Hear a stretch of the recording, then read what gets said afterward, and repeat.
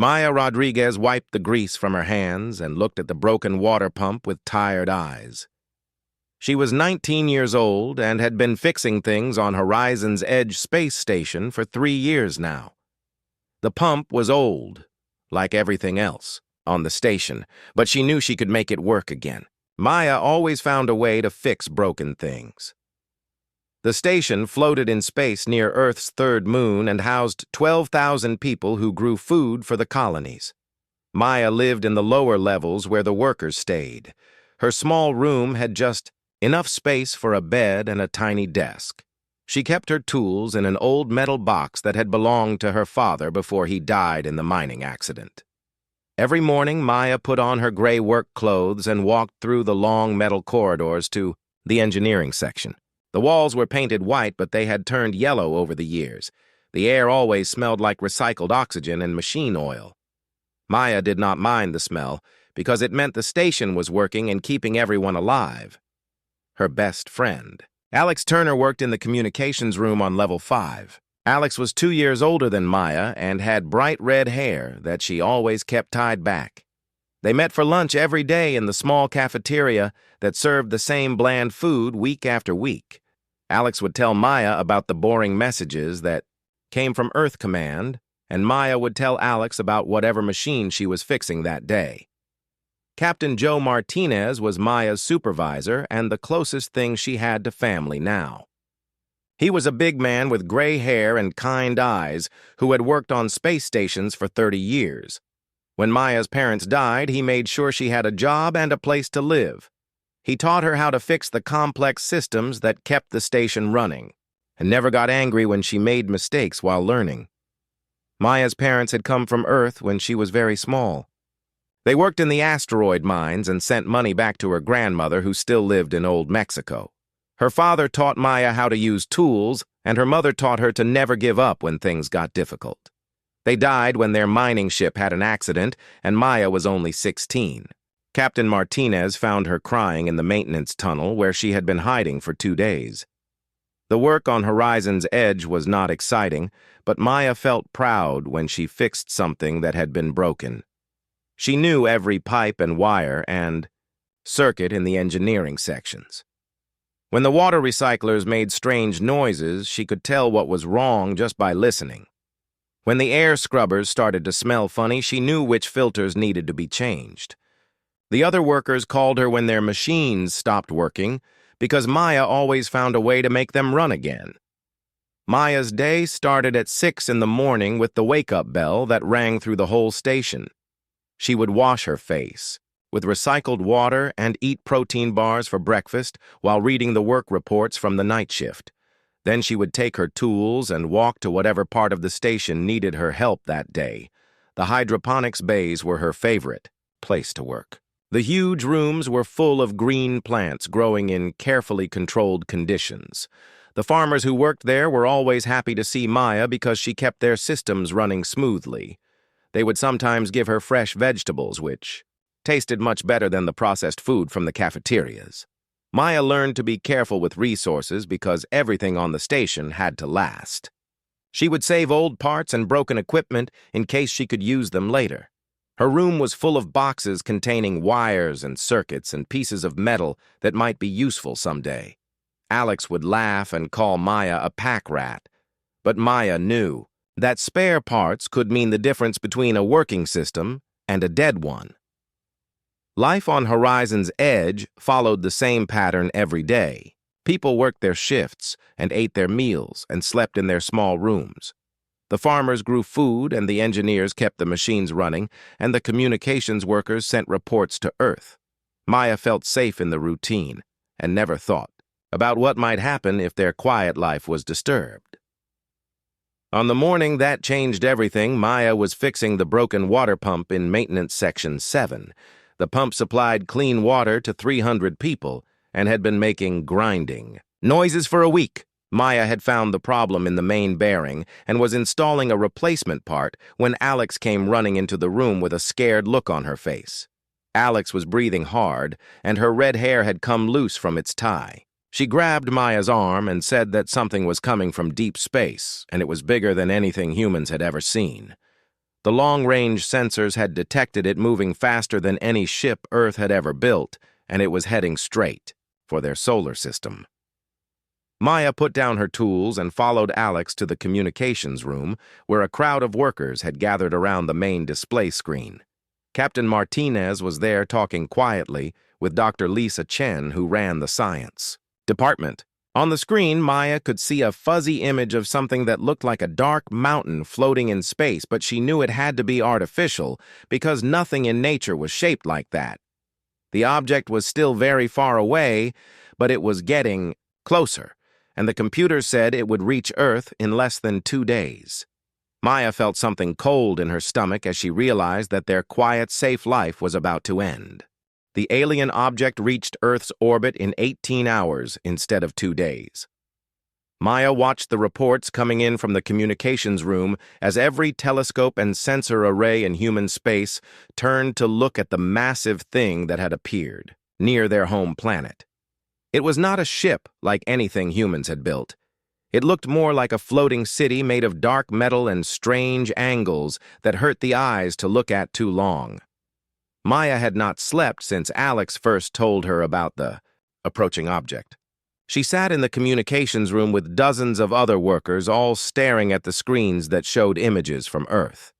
The thing was huge beyond understanding. Dr. Chen said it was larger than Earth's biggest cities and seemed to be made from materials that human science could not identify. Captain Martinez tried to keep everyone calm, but Maya could see the worry in his eyes. He ordered the station's small defense systems to be powered up, even though everyone knew they would be useless against something so massive. The weapons on Horizon's Edge were meant to destroy small asteroids, not fight alien invaders.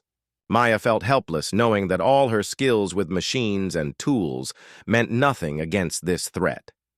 The first message came exactly 24 hours after the object arrived. Every screen on every human station and ship and settlement received the same transmission at the same time. Maya was eating a protein bar in the cafeteria when all the displays suddenly showed the same image. Alex grabbed her hand as they watched an alien face appear on the screen. The being was tall and seemed to be made of something like living crystal. Its features changed and shifted like water, but Maya could see that it was looking directly at her through the camera. When it spoke, its voice was calm and clear and terrible in its certainty. Maya understood every word, even though she knew the creature had never learned human languages. The alien said its name was Architect Veltar, and that it came from something called the hegemony. It explained that humans had been studied and evaluated, and found suitable for processing. Maya did not understand what processing meant, but the cold way the alien said the word made her stomach feel sick. The creature gave humanity 72 hours to surrender Earth and submit to processing or face total elimination. Veltar said that the hegemony had conquered 47 other species across the galaxy and that humans would be the 48th. Their technology was so advanced that human weapons looked like toys to them. Resistance would be pointless and would only result in unnecessary death. Compliance would ensure that humans were integrated into the hegemony workforce quickly and efficiently. The message ended and Maya sat in the cafeteria surrounded by silence. Then people started talking all at once, and some were crying and others were angry and shouting. Alex was very pale and kept saying that this could not be real.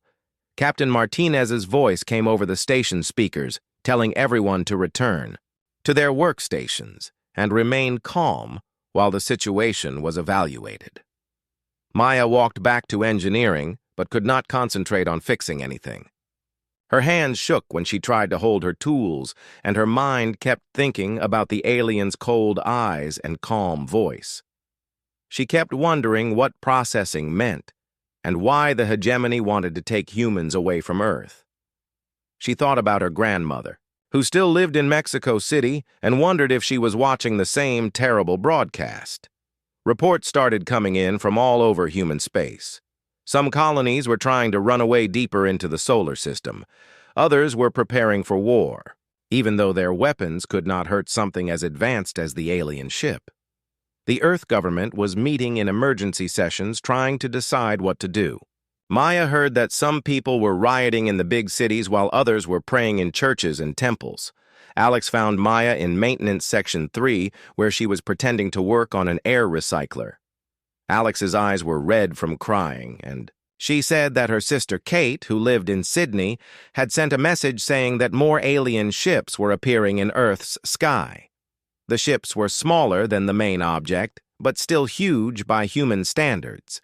They were taking positions over every major city on Earth. Dr. Chen called a meeting in the main conference room, and Maya went because she did not know what else to do. The scientist had been studying the alien transmission and the object in Earth's orbit. She said that the technology was centuries ahead of anything humans had developed. The alien ship seemed to be powered by something that bent space and time, and its hull was made from materials that should not be able to exist. Captain Martinez asked if there was any way to fight back, but Dr. Chen shook her head. She said that human weapons might scratch the paint on the alien ship, but could never damage it seriously. The only hope was that the aliens would honor their promise to process humans peacefully if Earth surrendered. Maya asked what processing meant, but Dr. Chen said she did not know. The hours passed slowly as everyone on Horizon's Edge waited for news from Earth. Maya tried to eat, but food tasted like ash in her mouth. She tried to sleep, but every time she closed her eyes, she saw the alien's face and heard its calm voice promising death if humans resisted. Alex sat with her in her small room, and they held hands like children afraid of the dark. 6 hours after the ultimatum was delivered, Earth's government transmitted their formal surrender. Maya watched the broadcast, showing the president standing in front of the United Nations building in New York. The man looked old and defeated as he read the statement saying that Earth would comply with the hegemony's demands to avoid the extinction of the human race. Maya felt something break inside her chest when she heard the words of surrender. She had never thought of herself as someone who cared about politics or governments, but hearing her own species give up without a fight made her feel sick and angry. She wondered if this was how her parents had felt in the seconds before their mining ship exploded. She wondered if they had been afraid, or if they had been too surprised to feel anything at all. The alien ships began moving toward Earth's surface immediately after the surrender was broadcast. Maya watched on the screens as massive vessels descended through the atmosphere and took positions over every major population center. The processing was about to begin, and Maya realized that her quiet life-fixing machines was over forever. The processing began at dawn on Earth, and Maya watched it happen through the station's communication feeds. Massive beams of light came down from the alien ships and began lifting people from the planet's surface by the thousands. Maya could see crowds of humans being pulled up into the sky like dust being sucked into a vacuum cleaner. The beams were careful and precise, and nobody seemed to be hurt, but Maya felt horror watching her own species being harvested like crops. Alex stood next to Maya in the communications room, and both girls watched in silence as their home planet was emptied of human life. The feeds showed cities all over Earth with the same scene playing out. London and Tokyo and New York and Moscow all had the giant alien ships hanging over them like dark clouds. The beams of light worked without stopping, and Maya could see that the aliens had done this many times before. Dr. Chen was trying to understand what was happening by monitoring the alien communications. She said that humans were being sorted as they were taken aboard the ships. Some were classified as technical specialists and others as manual laborers. Some were marked for genetic experimentation, and others were simply labeled as excess population. Maya did not want to think about what happened to the excess people. Captain Martinez received reports from other human settlements throughout the solar system. The moon bases were trying to contact their people on Earth, but getting no responses. The Mars colonies were broadcasting surrender messages, but the aliens were ignoring them completely. Maya realized that the hegemony only cared about Earth because that was where most humans lived. The scattered colonies were too small to bother. With Maya lost contact with her cousin Danny, who had been studying engineering at New Chicago University. His last message had been sent 3 hours before the processing began, and he had sounded scared but hopeful that the government would find a peaceful solution. Maya kept trying to call him, but the communication networks around Earth were being shut down systematically as the aliens took control. Alex received one final transmission from her sister Kate in Sydney. The message was short and filled with static, but Maya could hear the fear in Kate's voice. She said that the alien ships were everywhere and the sky was full of light beams taking people away. Kate told Alex to tell their mother that she loved her, and then the transmission cut off. Alex started crying, and Maya held her friend while they both watched their world die. The aliens worked with terrible efficiency. Maya learned from Dr. Chen's monitoring that humans were being categorized within minutes of being brought aboard the ships. Those with useful skills were sent to holding areas to await transport to work sites across the galaxy. Those with genetic traits the aliens found interesting were taken to research facilities. The rest were eliminated quickly and cleanly without pain or suffering, but they were still dead. Maya watched the population counters on Earth drop hour by hour. 12 billion humans became 10 billion, then 8 billion, then 6 billion. The aliens were not just taking people randomly. They were following some kind of plan that Dr. Chen said was based on genetic analysis and skill assessment. Maya wondered what category she would be placed in if the aliens ever came for the outer colonies. The processing took 2 full days and nights. Maya did not sleep during that time because she could not stop watching the feeds from Earth. She saw her grandmother's neighborhood in Mexico City being processed and searched the crowds for a familiar face, but never found one. She saw the university, where Danny had been studying, but it was empty by the time the cameras focused on it. When the processing was finished, Earth looked different from space. The lights that had always covered the night side of the planet were mostly gone. The cities were still there, but they were empty and dark. Maya realized that in 48 hours, the human population of Earth had been reduced from 12 billion to less than 4 billion people. More than half of her species had simply vanished. The remaining humans on Earth were loaded onto transport ships and taken away to unknown destinations across the galaxy. Maya watched the last vessels leave Earth's orbit carrying the survivors to their new lives as workers in the hegemony. She wondered if any of them would ever see their home planet again, or if they would spend the rest of their lives fixing machines and growing food for their alien masters. After the transports were gone, the hegemony began stripping Earth of its resources. Maya watched in horror as massive mining ships descended to the planet's surface and began tearing apart the continents. They wanted the metals and rare elements that lay beneath the ground, and they did not care about preserving anything humans had built. The oceans were boiled away to extract minerals from the seawater. The forests were burned to clear land for mining operations. The cities were demolished to make room for processing facilities. Maya watched her home planet being destroyed piece by piece and felt something cold and hard growing in her chest. The aliens were not just taking humans away, they were erasing all evidence that humanity had ever existed on Earth. Captain Martinez called a meeting of all senior staff after the last mining ship left Earth's orbit. Maya was not senior staff, but he invited her anyway because he knew she needed to hear what he was going to say. The conference room was full of tired, frightened people who had just watched their civilization collapse in 3 days. Martinez looked older than Maya had ever seen him as he stood at the front of the room and faced the assembled workers. He said that Earth was gone and most of humanity was gone, and the scattered colonies were on their own now. The hegemony had not bothered to hunt down the outer settlements because they were too small to be worth the effort. That meant they were free, but it also meant they were alone. Maya felt the cold, hard thing in her chest grow larger as she listened to Martinez speak. She realized that she was no longer just a maintenance worker fixing broken machines on a farming station.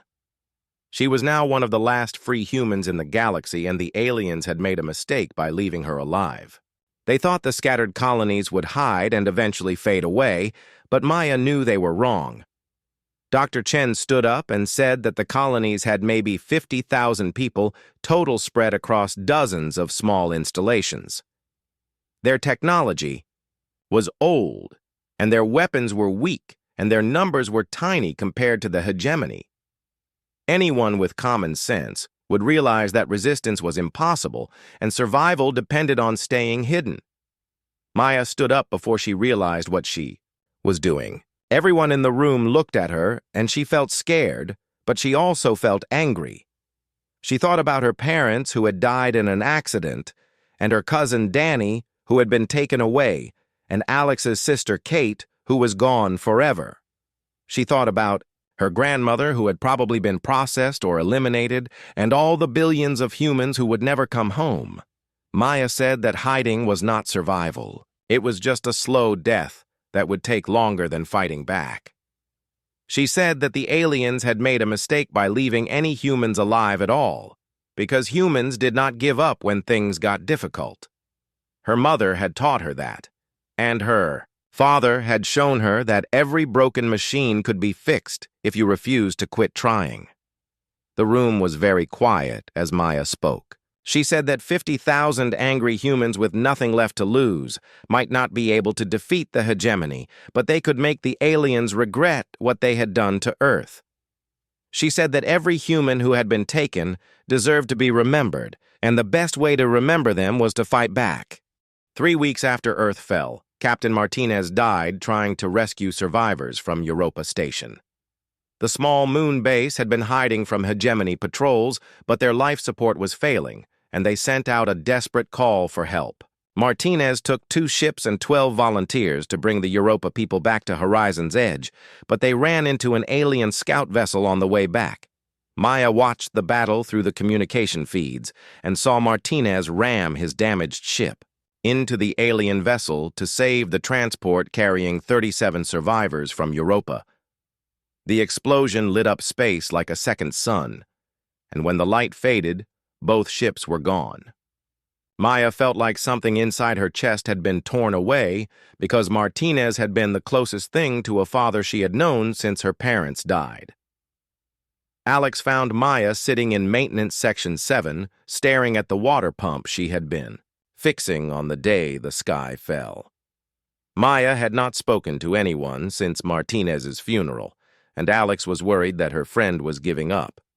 Alex sat down next to Maya on the metal floor and said that the other workers were looking to Maya for leadership now that Martinez was gone.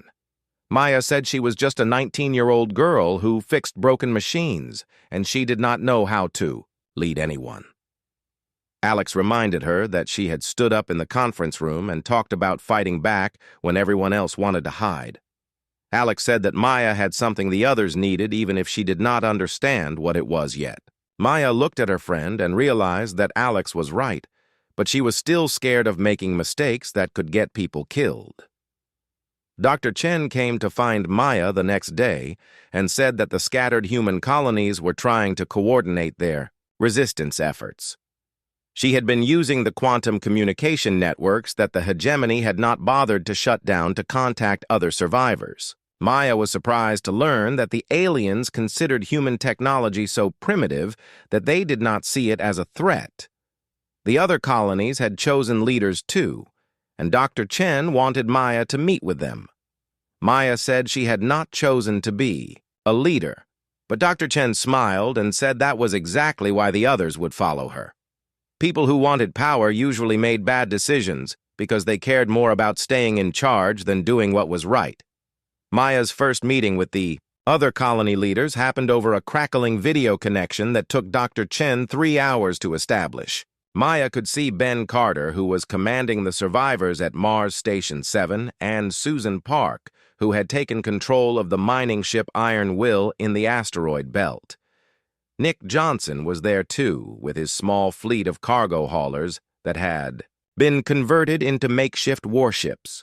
The other leaders were all older than Maya and had more experience, but they listened when she talked about turning human weaknesses into strengths. Maya said that they were small and scattered and weak, but that also meant they could move without being detected. Their technology was old, but that meant the aliens would not waste resources watching them. They had nothing left to lose, which meant they could take risks that no sane person would consider. Maya proposed that they start with simple sabotage operations against hegemony supply lines. The aliens had established mining operations throughout the solar system, and they needed regular shipments of equipment and personnel to keep them running. Small teams of humans could attack these supply convoys and steal resources while learning more about alien technology. Ben Carter argued that they should focus on hiding and rebuilding their numbers before attempting any attacks. He said that 50,000 humans could not fight an empire that controlled most of the galaxy. Maya understood his fear, but she also knew that hiding would not work forever. The hegemony would eventually find them, and when that happened, they would be eliminated just like the excess population on Earth. Susan Park supported Maya's plan because she had been watching hegemony operations in the asteroid belt. She said that the aliens relied heavily on automated systems and predictable schedules. Their ships followed the same routes and used the same protocols every time. Park thought that humans could exploit this predictability if they were clever about it. Nick Johnson had been studying captured alien equipment, and he agreed with Maya that the hegemony was overconfident. They had conquered 47 other species using the same methods and facing the same types of resistance. None of their previous enemies had ever posed a serious long-term threat, so the aliens had become complacent about security. Maya felt a strange excitement as she listened to the other leaders discuss their plans. For the first time since Earth fell, she felt like humans had a chance to fight back effectively. They would have to be smarter and more determined than any of the previous species the hegemony had conquered, but Maya believed they could do it. The first resistance operation happened 2 weeks later when Maya led a team to intercept a hegemony supply convoy heading to the mining station on Ceres. Maya had studied the convoy's route and timing until she knew exactly when and where to attack. She took 6 volunteers and 2 modified cargo ships and waited in the shadow of a small asteroid. The alien convoy consisted of 3 automated freight vessels escorted by a single patrol ship. Maya had expected heavy defenses, but the aliens clearly thought that no one in the solar system could threaten them. Maya's team disabled the patrol ship with the electromagnetic pulse bomb that Dr. Chen had built using salvaged components. The freight vessels tried to run, but they were slow and heavily loaded. Maya's people boarded them and found enough equipment and supplies to keep Horizon's Edge running for months. More importantly, they captured several alien computers and communication devices that could be studied and possibly used against the hegemony. Maya felt proud of the successful raid, but she also felt scared because she knew it was just the beginning. The aliens would eventually notice that their supply convoys were being attacked, and they would respond with more security or direct retaliation against the human colonies. Maya and her people would have to become better fighters very quickly, or they would all be dead within a year. Alex had wanted to come on the raid, but Maya made her stay on Horizon's Edge to coordinate communications with the other colonies. Alex was angry about being left behind, but Maya needed someone she trusted to keep the resistance network functioning. Maya was learning that being a leader meant making hard decisions that hurt the people you cared about most. The stolen alien equipment was more advanced than anything humans had ever built, but Dr. Chen and her team began figuring out how it worked. Maya spent hours in the laboratory watching the scientists take apart alien computers and weapons and life support systems. She was fascinated by the elegant engineering, but also disturbed by how different alien thinking was from human thinking. The hegemony built their machines to last forever and never break down, which seemed good at first. But Maya realized that this also meant they did not know how to repair things quickly when something went wrong. Humans had always built machines that broke frequently, so they had become very good at fixing things with whatever materials were available. Maya began to see that the aliens' greatest strength might also be their greatest weakness. They were so advanced that they had forgotten how to adapt when circumstances changed.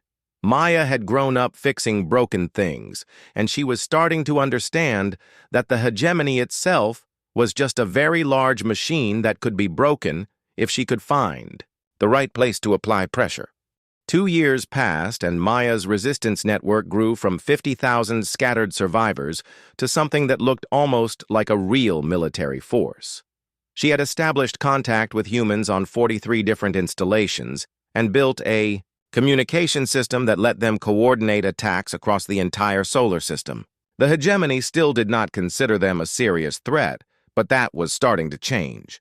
Maya was 21 now, and she had learned to think like a general instead of a maintenance worker. She spent her days studying alien patrol routes and supply schedules and defensive positions. She had maps of every hegemony installation in human space and detailed plans for attacking each one. Alex helped her coordinate the intelligence gathering, while Dr. Chen worked on developing new weapons from captured alien technology. The first major breakthrough came when Dr. Chen figured out how to build computer viruses that could infect hegemony systems.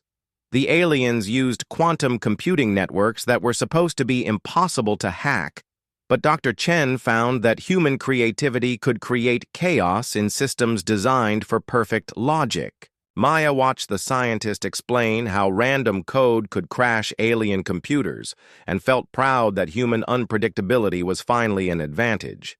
Maya's people had learned to fight like guerrilla warriors instead of trying to match alien firepower. They would hit supply convoys and mining operations and communication relays, then disappear before the hegemony could respond. Every successful attack taught them more about alien technology and tactics. Maya kept detailed records of everything. They learned because she knew that information was more valuable than weapons. The resistance operations became more daring as Maya's confidence grew. She led raids on asteroid mining stations and captured enough alien equipment to build real weapons and shields for human ships. Maya's engineers learned to modify cargo haulers into attack vessels and turn farming equipment into bombs. Maya was amazed at how creative humans could be when they were desperate enough. Ben Carter had become Maya's most trusted lieutenant and commanded the Mars Station 7 cell, which specialized in attacking alien communication networks. Susan Park ran interference operations with her mining ship crews who knew the asteroid belt better than anyone. Nick Johnson's cargo fleet had grown into a proper navy of 30 modified ships that could take on hegemony patrol vessels and win. The biggest victory came when Maya discovered the location of a hegemony processing station in the Kuiper Belt, where captured humans were being prepared for transport to work sites across the galaxy. Maya knew that attacking a processing station would be much more dangerous than hitting supply convoys, but she also knew that there might be humans still alive there who could be rescued. Maya planned the operation for months and gathered intelligence from a dozen different sources. The processing station was defended by 6 patrol ships and automated defense platforms, but Maya had learned that alien defenses were predictable. She studied their patterns until she could time the attack perfectly to exploit gaps in their coverage.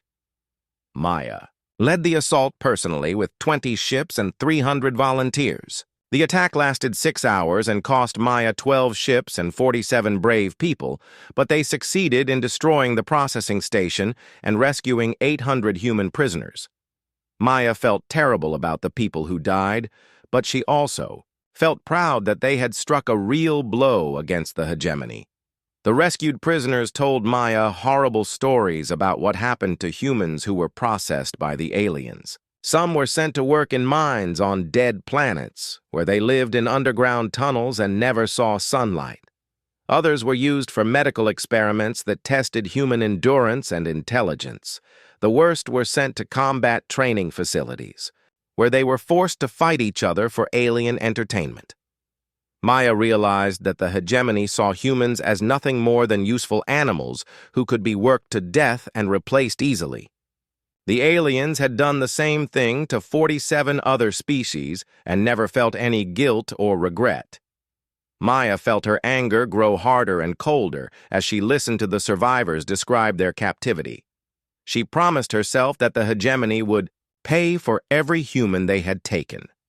The destruction of the processing station got the aliens' attention in a way that supply raids had not. Maya intercepted communications, showing that hegemony commanders were finally taking the human resistance seriously.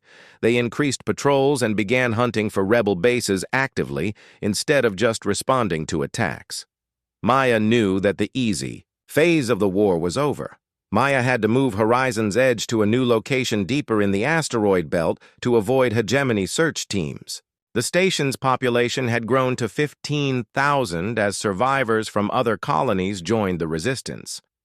Maya felt the weight of responsibility for all those lives and sometimes wondered if she was making the right decisions. Alex would remind her that no decision was perfect, but doing nothing was always wrong. Dr. Chen made another breakthrough when she learned how to manufacture human versions of alien shield generators and faster-than-light communicators. Maya's ships could now protect themselves from alien weapons and coordinate attacks across interplanetary distances instantly. Maya felt like they were finally fighting the hegemony with equal technology, even if they were still outnumbered by millions to one. The war had changed Maya in ways she had not expected. She was harder now and quicker to make difficult decisions that would have horrified her 3 years ago. She could order people to attack positions where she knew some would die, and she could watch alien ships explode without feeling sorry for the crews inside. Alex worried that Maya was becoming too cold, but Maya knew that coldness was necessary for victory. Maya began planning larger operations that would target multiple hegemony installations simultaneously. She wanted to make the aliens afraid by showing them that humans could strike anywhere at any time. Maya studied the battles that human generals had fought throughout history and learned that psychological warfare was often more important than destroying enemy equipment. The resistance cells had developed their own culture over 2 years of fighting. They painted human symbols on their ships and wore patches that showed a broken chain to represent their refusal to accept slavery. Maya designed a flag that showed a single star surrounded by darkness with the words, "We stand alone," written below. The flag flew from every resistance ship and base as a reminder that humans would never surrender. Maya's reputation had spread throughout the scattered human colonies, and people began calling her the Iron Girl because she never bent or broke under pressure. Maya did not like the nickname, but she understood that her people needed to believe in something larger than themselves. She had become a symbol of human defiance, and that symbol was worth more than any weapon. The hegemony had begun referring to the human resistance in their communications, and Maya was pleased to learn that they called her people the unprocessed, because they had escaped the sorting that was supposed to categorize all captured species. Maya thought it was a perfect name because it meant that humans had refused to accept the role the aliens had chosen for them. Maya knew that they could not hide in the asteroid belt, forever hitting supply convoys and avoiding major battles. Eventually, they would have to face the full power of the hegemony in a direct confrontation, and when that happened, they would either win their freedom or die as free humans. Maya was ready for either outcome as long as they fought with everything they had. 3 years after Earth fell, Maya Rodriguez commanded a fleet of 200 ships and 15,000 battle-tested fighters who had learned to strike fear into an empire that controlled half the galaxy. She was 22 years old and had gray streaks in her black hair from the stress of leading humanity's last stand against extinction. The scared maintenance worker who had once fixed broken water pumps was gone, and in her place stood someone the hegemony had learned to fear. Maya had moved her headquarters to a captured alien battleship that her people had renamed Freedom's Edge. The massive vessel was 10 times larger than Horizon's Edge, and equipped with weapons that could destroy planets if necessary. Maya stood on the bridge looking at tactical displays that showed hegemony positions throughout the solar system and planned the attack that would either free humanity or kill them all trying. Dr. Chen had discovered something that changed everything during her analysis of captured hegemony computers. The alien empire was controlled by a single massive command ship called the Eternal Dominion that contained all the administrative systems for managing conquered species. The ship was stationed at what had once been Earth and served as the processing center for human operations. If they could destroy it, the entire hegemony presence in human space would collapse. Maya stared at the tactical data about the Eternal Dominion and felt her heart race with excitement and terror. The command ship was larger than most cities and protected by thousands of defensive platforms and patrol vessels. Attacking it would be suicide for any sane military force, but Maya had learned that sanity was a luxury humans could not afford. Alex stood beside Maya on the bridge and pointed out that they would lose most of their fleet in any direct assault on the Dominion. Maya knew her friend was right, but she also knew that hiding and running was not victory. The hegemony would eventually find and destroy all the human colonies if they were given enough time. Maya had to strike while they still had the strength to hurt their enemies badly. The other resistance leaders argued against the plan during a council of war that lasted for 6 hours. Ben Carter said that losing their entire fleet to destroy one ship would be pointless because the hegemony could always send reinforcements from their core worlds. Susan Park worried that the attack would provoke massive retaliation against human civilians who were still alive in hegemony work camps. Maya listened to all their concerns and understood their fears, but she had seen something in the captured alien communications that the others had missed. The hegemony had never faced serious resistance from a conquered species before, and their commanders did not know how to respond to tactics that ignored conventional military logic. Maya believed that a desperate all-or-nothing attack might succeed, exactly because it was so insane. Maya spent 2 weeks convincing the other leaders to support her plan by showing them intelligence reports that proved the hegemony was getting stronger every day. More alien ships were arriving in the solar system, and new processing facilities were being built on the outer planets. If they waited much longer, the humans would face impossible odds instead of merely terrible ones. Nick Johnson finally agreed to support Maya's plan because he had been monitoring alien communications and noticed something interesting. The hegemony commanders were frustrated by their inability to locate and destroy the human resistance bases. They had expected the scattered survivors to behave like the other conquered species by hiding and eventually giving up. Human refusal to accept defeat was causing problems in their administrative systems. Maya realized that the hegemony's greatest weakness was their reliance on predictable patterns and established procedures. They had conquered 47 species using the same methods and facing the same types of resistance.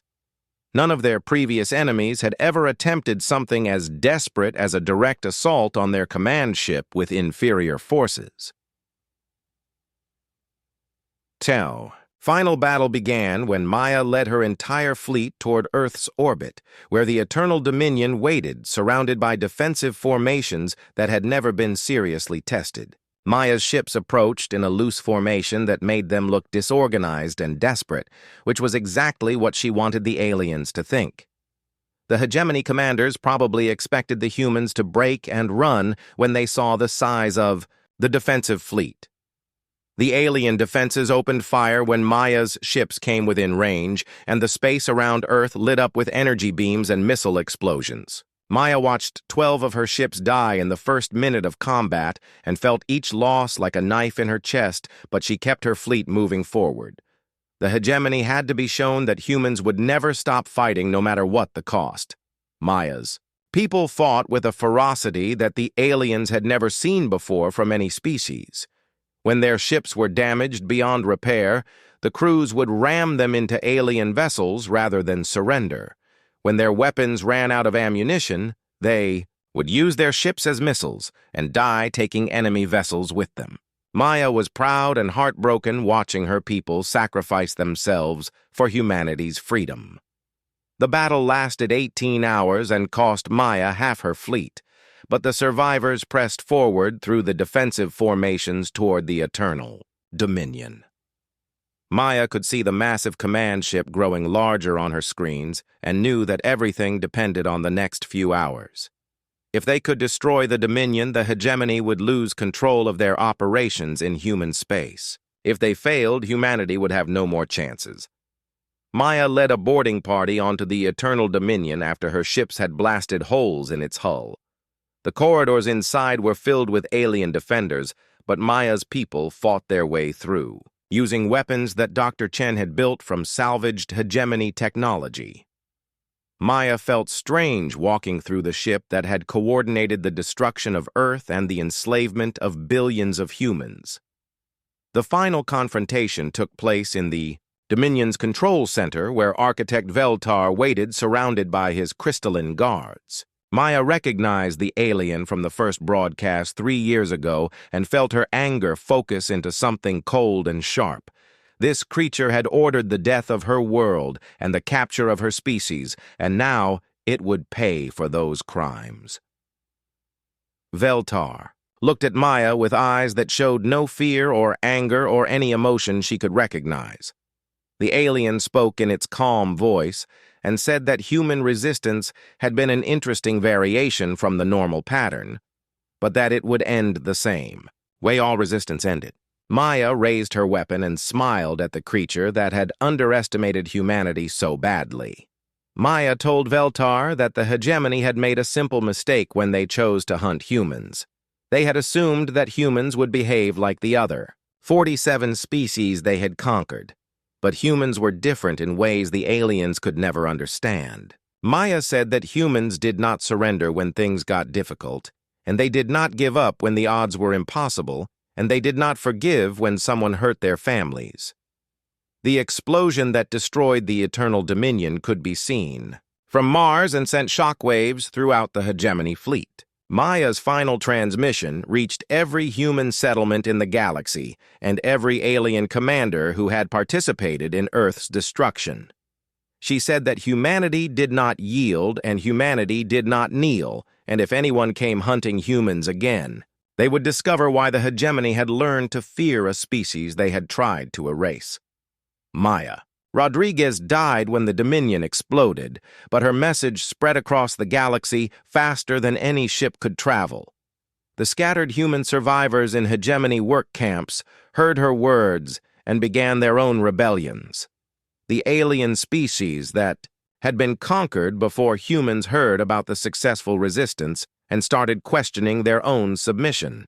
The hegemony found itself fighting 48 different rebellions instead of managing 48 obedient slave populations. Alex survived the battle and became the leader of the human settlements that rebuilt themselves in the ashes of Earth's solar system. She kept Maya's flag and her promise that humans would never surrender and never kneel. The memorial she built on the ruins of Earth bore a simple inscription that became humanity's creed as they spread across the galaxy. It said that Maya Rodriguez was just a girl until the sky fell and she stood alone. Then she became exactly what humanity needed when they needed it most.